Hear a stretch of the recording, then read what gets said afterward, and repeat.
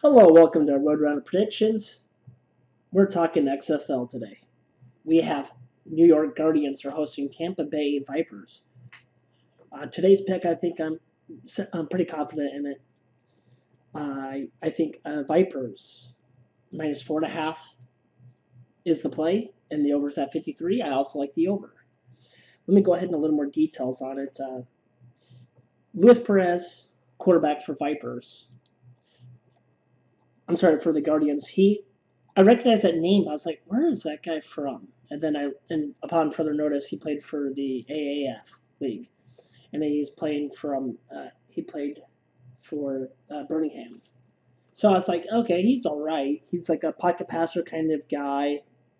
He has like a 40-yard soft range. He's kind of a floater, sneak it in there. I'm sorry, floated in there kind of quarterback play. And I think how the New York Guardians are going about their style by paper and research, I think it's going to be more like a pocket passing team and look to hold the pocket rather than the like dual threat quarterback. Marquise Williams, UNC from University of North Carolina. He likes to throw soft, short passes, but he's able to actually run. So he's actually a little higher on my list.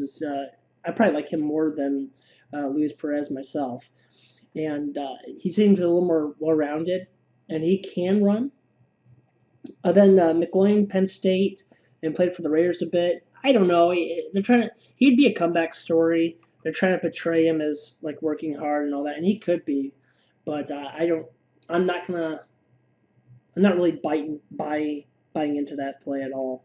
Maybe he can surprise us, but he has a little more zip to his pass though, so I give him that. So it looks like if they need a guy that can pass a little heavier, or they need to get to these guys, the wide receivers aren't getting open. That's where I think McGuane might come in, and he has a little more grit, I think, though, too, than Perez and Marquise Williams. I think he might be able to take the ball. Marquise Williams, I think, is the guy though. He seems to be able to protect the ball better, and it gives you a little more options. Then for running backs, you have Tim Cook, Oregon State. Um, he's seemed to be pretty good at finding the gaps and placing in runs from there, but not an impressive runner to say the least. But I think he is definitely capable of getting 4 or 5 yards of play. Justin Stocks, let's go to him here. He seemed like the guy you want. Justin Stockton, his nickname was the Flash, I guess, of Texas Tech. This guy is quick, and I think he is actually the guy to build your team around. Open up some flats, let him in, or do some double passes with him because he's quick enough to actually, literally face him one on one in a screen. Let him shove that one guy out of the way or dodge that guy because I think he's capable of doing that. And then now you have an open play for a throwback or a something crazy. So I think he's a little bit more useful in this kind of league too, especially with the talent that they have going on. So Justin Stockton is probably my favorite guy on this team so far. Even though like I was listening to them talk about, but they're talking about how Tim Cook the third might be replacing his spot in number one, or Darius Victor, also a running back.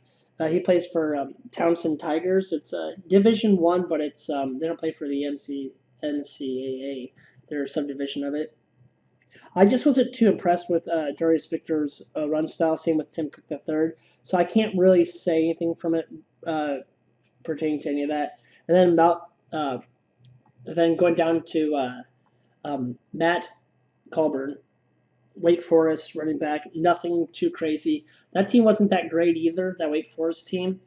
So maybe it wasn't really his fault. We might be able to see some power runs from him, but I would expect to see at least gameplay from him. And that's kind of where they have it set up to. So that's my take on the Guardians, New York Guardians. I think that I like the Tampa Bay Vipers right away. I could be biased because Aaron Murray's on their team, and he's obviously something to worry about. I think he's probably one of the better uh, opponents that they're going to face. And they're not getting home field advantage this time. They're going to be playing the MetLife Stadium. But Aaron Murray's proven himself, and he was on a good enough team that you like. He's been in big situations. So it's like, yeah, I could definitely see that. And then this Taylor Cornelius, quarterback from Oklahoma State, not too big of a fan of him. He's okay.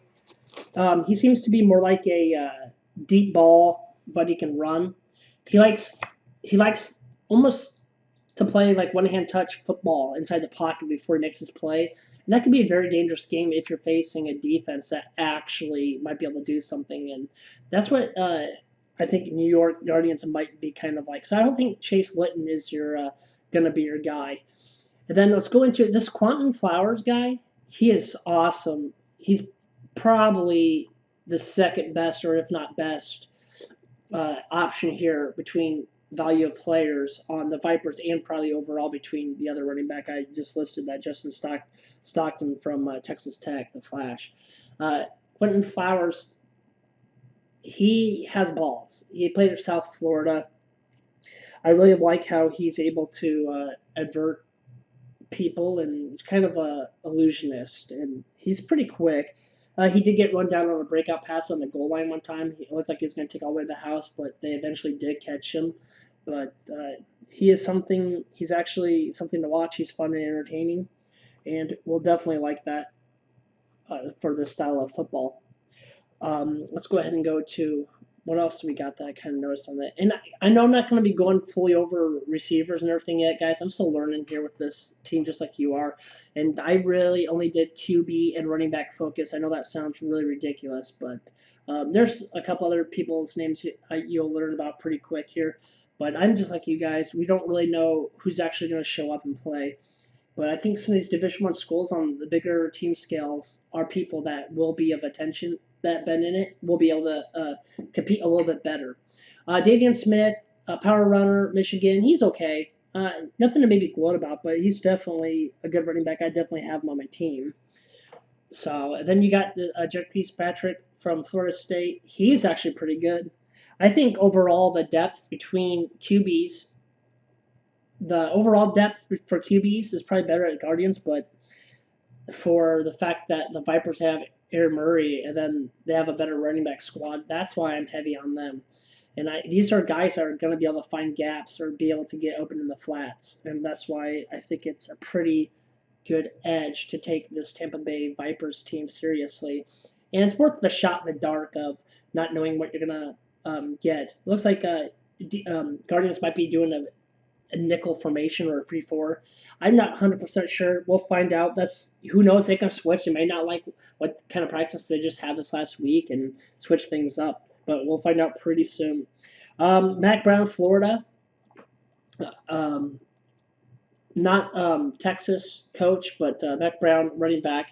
It's hard to even get the video on him. And then I was trying to figure out, like, well, how is this guy? And it's coming out Mac Brown, the coach. I'm like, oh, come on. Just give me this guy. Mac Brown is of Florida. He seemed to be able to handle business, but he seems to be lowered on the radar, you would think, because he's listed towards the end of this. But, man, he's probably a little bit on the older side. But he played for the Redskins, and he seemed pretty elusive and pretty quick. So this running back depth is definitely better than the Guardians. So that's where I'm laying my footwork down in my notes. Okay, you got better running back squad in depth, so they can rotate. It's going to be hard for that defense. That's why I also like the over on it. And don't get me wrong, I think the Guardians are going to be able to get a couple deep strikes and be able to show up for a couple plays. But I could definitely see a score of like 30s and late 19s or early 20s. But that's what I'm going with. So I'm going to take the over, but before that, I really like the Vipers really at the 4.5. I think that's a good value. Thank you for watching and checking in with the Roadrunner.